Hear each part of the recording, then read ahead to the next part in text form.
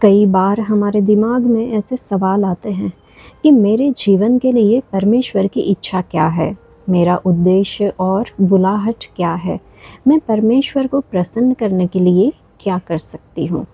नए नियम में यीशु मसीह ने इन प्रश्नों का उत्तर यह कहकर दिया कि परमेश्वर से प्रेम करो और लोगों से प्रेम करो। पुराने नियम में भविष्यवक्ता मीका ने पवित्र आत्मा से प्रेरित होकर इस्राएल के लिए परमेश्वर की इच्छा को इन शब्दों में संक्षेप किया। मीका की पुस्तक में अध्याय 6 में वचन 8 में हम देख सकते हैं कि हे मनुष्य, उसने तुझे बताया है कि अच्छा क्या है, और यहोवा तुझसे इसके सिवाय और क्या चाहता है कि तू न्याय से काम करे और कृपा से प्रीति रखे और अपने परमेश्वर के साथ नम्रता से चले। ये शब्द उस समय लिखे गए थे जब परमेश्वर के लोग बलिदानों, चढ़ावों और धार्मिक रीतियों से उन्हें प्रसन्न करने की कोशिश कर रहे थे, जबकि उनका जीवन छल, हिंसा और घमंड से भरा था। लेकिन भविष्यवक्ता होशे ने लिखा, वचन में है कि मैं बलिदान नहीं, दया चाहता हूँ और होम बलि से अधिक परमेश्वर की पहचान चाहता हूँ, जो कि हम होशे की पुस्तक में 6वें अध्याय में वचन 6 में देख सकते हैं। परमेश्वर हमारे हृदय के उद्देश्यों को देखते हैं, न कि हमारी बाहरी धार्मिक गतिविधियों को या बेमन की आज्ञाकारिता को। चलिए हम समझें कि परमेश्वर हमसे क्या चाहते हैं। पहला, न्याय करने के बारे में। न्याय करने के लिए विश्वास और कार्य दोनों साथ मिलकर चलते हैं।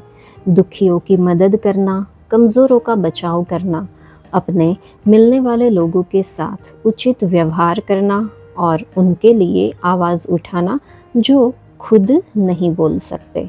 दूसरे शब्दों में, न्याय करने के लिए हमें दूसरों से वैसे ही प्रेम करना होगा जैसे हम खुद से करते हैं। दूसरी बात, दया से प्रेम रखना। परमेश्वर की दया एक असाधारण कृपा है, और क्योंकि उन्होंने हम पर बिना किसी योग्यता के दया की है, हम भी दूसरों पर दया दिखा सकते हैं। परमेश्वर अनगिनत मुझे माफ़ करो कहने से कहीं अधिक यही चाहते हैं। परमेश्वर कृतज्ञ और दुष्ट दोनों पर दयालु है, इसलिए हमें भी होना चाहिए।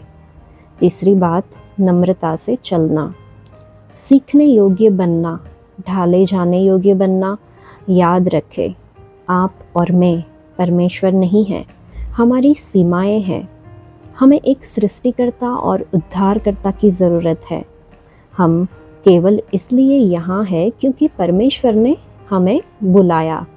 इसलिए निडरता से ये स्वीकार करें कि हम कौन हैं और कौन नहीं, क्योंकि जब हम पूरी तरह परमेश्वर के सामने समर्पित होते हैं, तभी वह हमारे द्वारा अद्भुत कार्य करते हैं। तो न्याय करना, दया से प्रेम रखना और नम्रता से चलना, यही परमेश्वर हमसे चाहते हैं।